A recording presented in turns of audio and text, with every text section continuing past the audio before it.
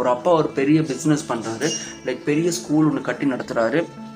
இன்றைக்கி பார்த்தோன்னா லைக் அகமதாபாத், குஜராத், பெங்களூர் அப்படி இப்படின்னு சொல்லிட்டு ஒரு 4 ஸ்கூல் கட்டி நடத்திட்டு இருக்காரு. இந்தியாஸில் பிக்கஸ்ட் ஸ்கூல்.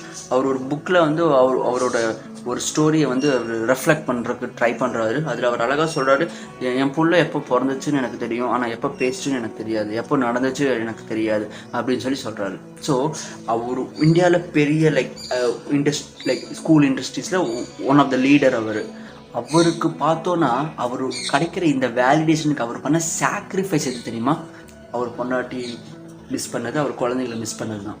கடைசியில் அவர் என்ன சொல்கிறாரு அப்படின்னா, இது முக்கியம் கிடையாதுங்க, இது தாங்க முக்கியம் அப்படின்னு சொல்லி சொல்கிறாரு. அதுதான் ரொம்ப ரொம்ப ஷாக்கிங்காக இருக்கும். ஸோ நீங்கள் ஒரு விஷயம் வேலிடேஷனுக்காக பண்ணிங்கன்னா ஒரு சாக்ரிஃபைஸ் வந்து நீங்கள் பண்ணி தான் ஆகணும். ஆனால் இங்கே ஒரு சிக்கலான ஒரு விஷயம் என்னென்னா, சம்டைம்ஸு நான் வேலிடேஷனுக்காக பண்ணும் போது அதோட சாக்ரிஃபைஸ் நானாகவே ஆயிடும்.